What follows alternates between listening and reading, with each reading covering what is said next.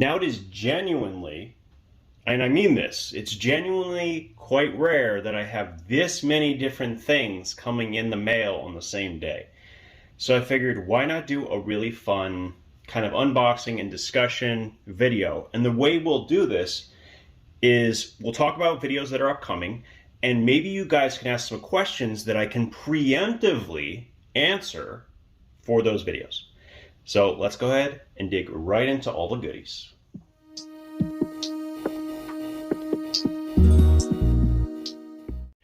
Okay, so as you may or may not surmise, the next video of the tool series is going to be on scissors. So we are going to be covering a whole variety of EDC scissors. So the definition of what we're calling scissors is really going to be stretched. Like really stretched. How stretched? Well, let's just put it this way. We're going to be unboxing this too.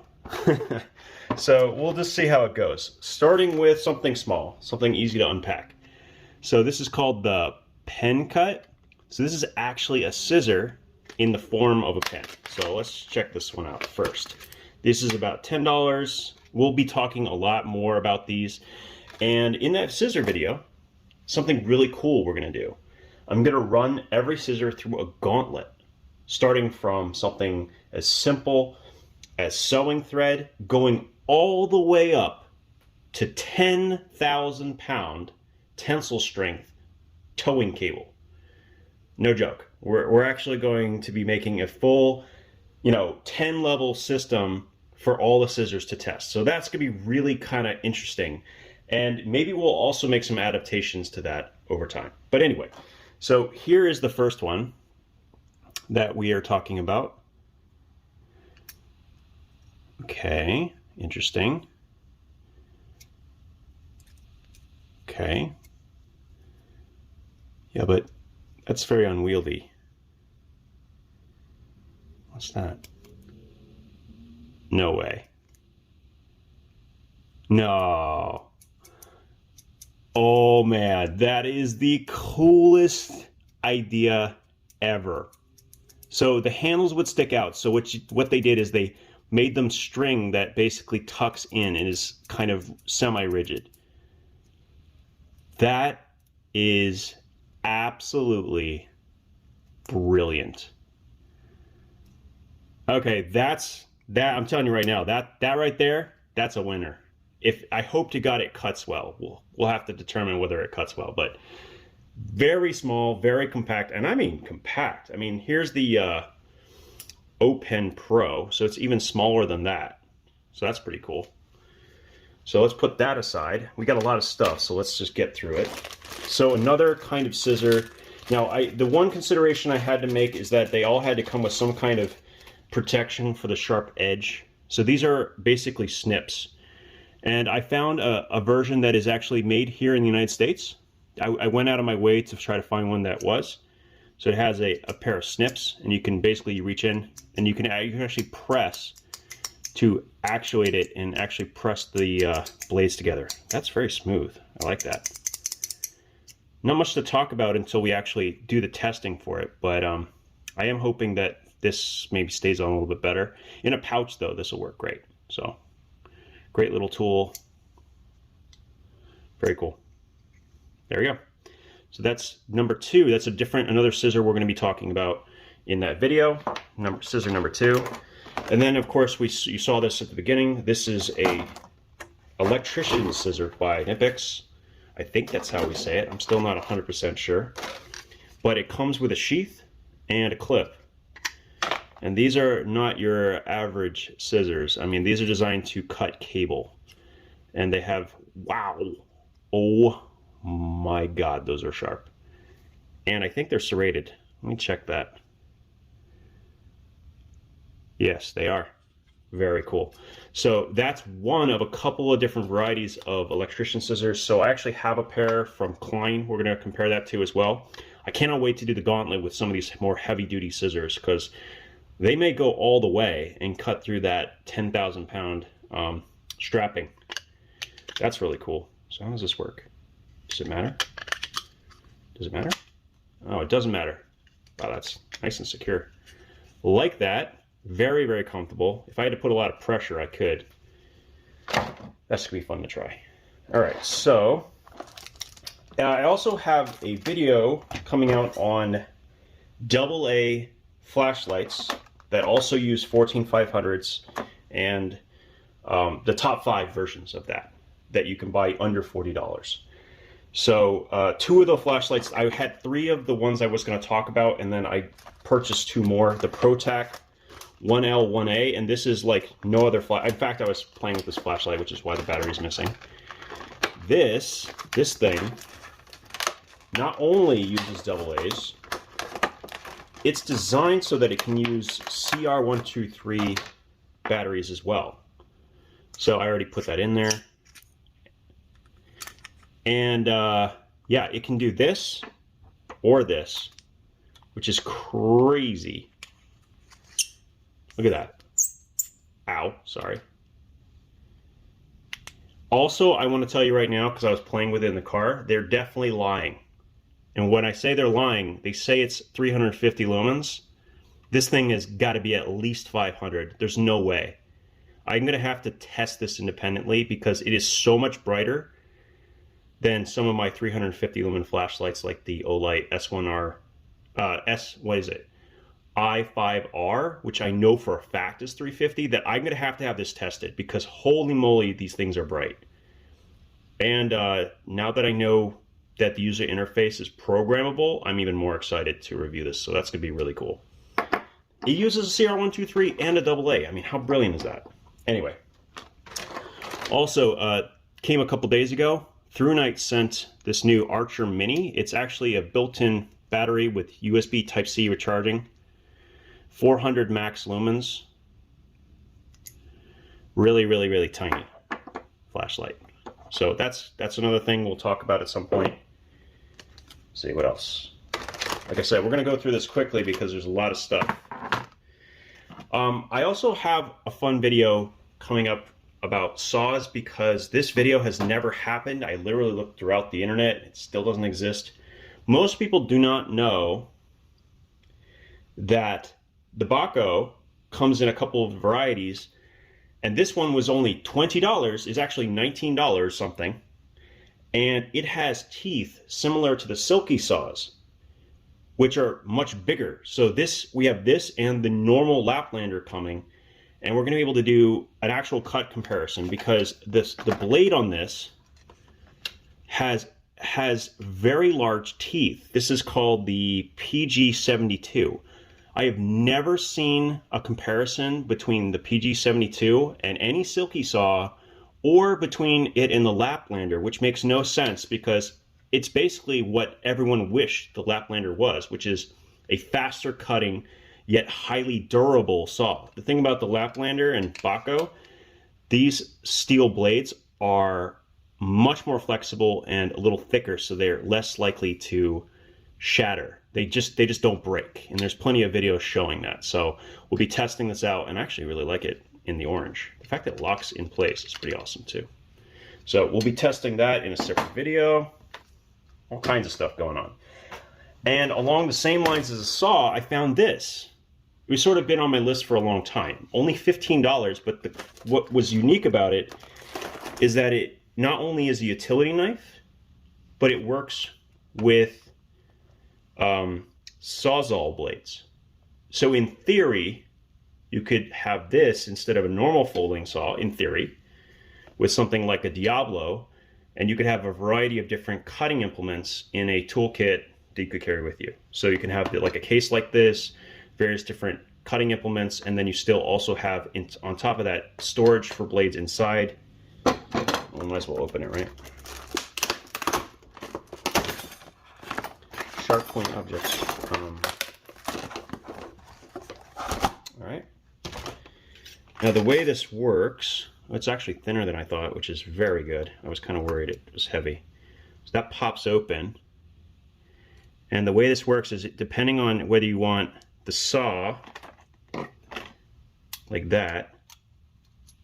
Is it magnetic? Oh, it is magnetic. Weird. So you want to put the saw in there like so, and then does it go like that? Okay, sorry, it's going to have to take a few minutes for me to figure this out. This thing is much more complicated than I realized. There we go. And then, shouldn't it go the other way? Anyway, the point is that it becomes a saw. I'm going to have to figure this out off camera, obviously. But it is potentially what could be a combination tree saw and utility knife. Could be very useful for a kit, maybe in a car. That's kind of my thought. And at the price, I wanted to try it because I've never seen anything like it. So we'll be playing with that for sure. On top of that, now, I will admit, I wanted an excuse to buy some new hair cutting scissors. We were doing this in 2020, but these had over 37,000 ratings for this scissor at 4.5 stars. And I really wanted to see what a decent scissor was. And I actually have a friend who is a hair cutter. I was kind of curious to see what her opinion was. So that would probably be a separate video. Now to round out that 5 flashlight series on AA's that also use a 14500, this is the Sofrin. What's the model? I forget. Shoot. It's going to be on here. This is 1,000 lumens. Now I confirm that they've done independent testing. 1,000 lumens with a 14500, which is in other words, a lithium version of the AA. And this is actually in a high CRI Samsung emitter. I think it's I'm trying to remember the name of it. It's like 357 something. Anyway, very, very cool.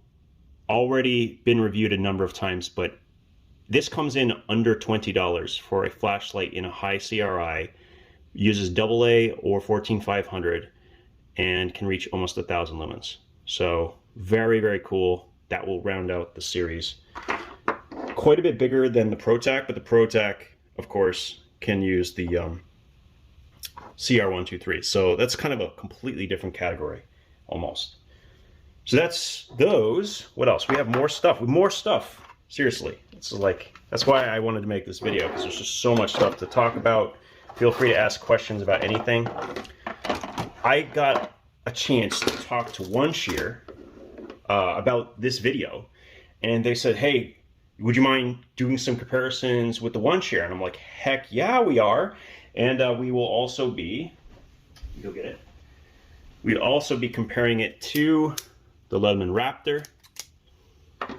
So these are really cool. They've made quite a name for themselves with DLC coated medical shears, and they have some new variants like this one, which are ultra compact but still very, very comfortable. I cannot wait to put these through their paces on the gauntlet and even compare it to, of course, the Leatherman Raptor. Now this, funny enough, just sitting around gets rust. These, I've heard, do not have that problem, so pretty awesome. And they have that built-in oxygen wrench as well. So that'll be a cool test. I'm not even going to go into it because mostly the cool part will be seeing whether they can take on that 10,000 pound strapping, which should be coming tomorrow, by the way. All right, so on top of that, I figured, well, EDC scissors can mean a lot of things to different people. What about precision scissors? So these are a version of precision scissors, very, very, very, very pointy, very, very sharp. Not only could these be used for hygiene-related tasks, these are generally speaking used for precision cutting of small pieces of string. So just like with the Heritage shear, these are kind of in the same vein. And I got them with, of course, the covers. This was a very important characteristic of scissors for the video that will be upcoming at some point. So there's those, and there's also a curved pair. So we'll be testing these. Now they had a leather covering, but I was hoping that these might be a little bit more secure than in the leather, and it does appear they're pretty secure, so that's a good sign. Those are very pointy, so yeah, we want to make sure those are secure. All right, now here's a fun one. Since we have all these scissors, you know what, we use the Heritage shears.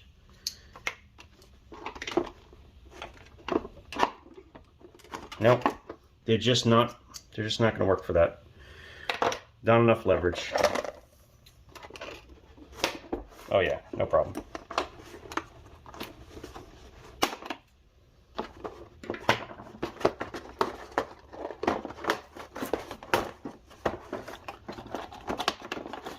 Now, okay, why the heck are these in here? These are not necessarily for your pocket, obviously. Okay, these are like the equivalent of carrying a Leatherman on your holster, like on a belt. But if we're gonna cover scissors in a gauntlet, let's try some different varieties, right? That's the way I see it. Plus, I ever since I saw them, I thought they were very clever. So these are quite dusty, so they've clearly been sitting for a while.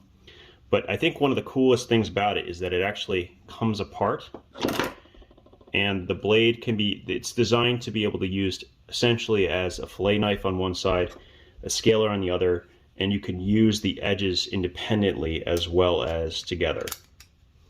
And it has the ability kind of to get a lot of leverage in the inside. Kind of an interesting arrangement here.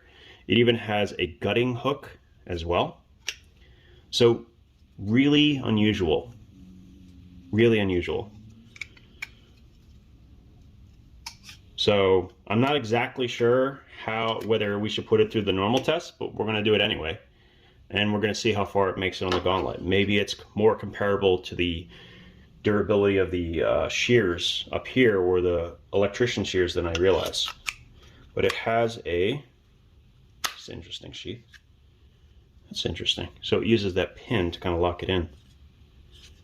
But that's nice. Nice, very compact, narrow sheath. And this actually is supposed to have a coating that makes it very resistant to corrosion, because it's designed to be used near salt water. So should be very stainless as well. I'm trying to think, is that it? I hope that's it. My God, that's a lot of stuff. Oh, no, it's not. It's not all stuff. Okay, so part of that testing series, probably at level 5-ish, is going to be a variety of different bungee cords, making sure they can be cut cleanly and so on. So I got these because I also need them, but I'm going to sacrifice a couple specifically for the test. And there's a couple different thicknesses in this box. Oh, where's that thing? Where's that thing? Oh, it's over here. Okay. Did you know that the USA still makes these? I got this from my daughter, who's 7. We're going to go creeking some point this year. And I didn't realize, but this is actually, where is it? Right here. Can you see that? Shoot. Made in USA. I could not believe it. I didn't even plan that, but these containers, I don't know if you had the experience I did as a kid, but man, we had all kinds of fun. I would catch minnows in the creek, and then I would use them for bait in the lake. Maybe that's cruel. I don't know, whatever. I used to catch bait, and I used to go fishing with it, and I used to keep them in this. Also kind of fun to watch when I was younger. But these are great. So much fun. And I got a net as well. Didn't come yet, but these are sweet. And they're made in the USA. Who knew? All right, well, that's it. I think. Yeah, that's it. Or at least I'm stopping there. If you have any questions about anything, now's a good time, because when I eventually do make the videos about each of these items, I can potentially take the feedback or the interest and preemptively answer the questions. So feel free to comment down below. I appreciate watching this ridiculousness, which is unboxing stuff. And we'll talk again soon. You guys have a great night.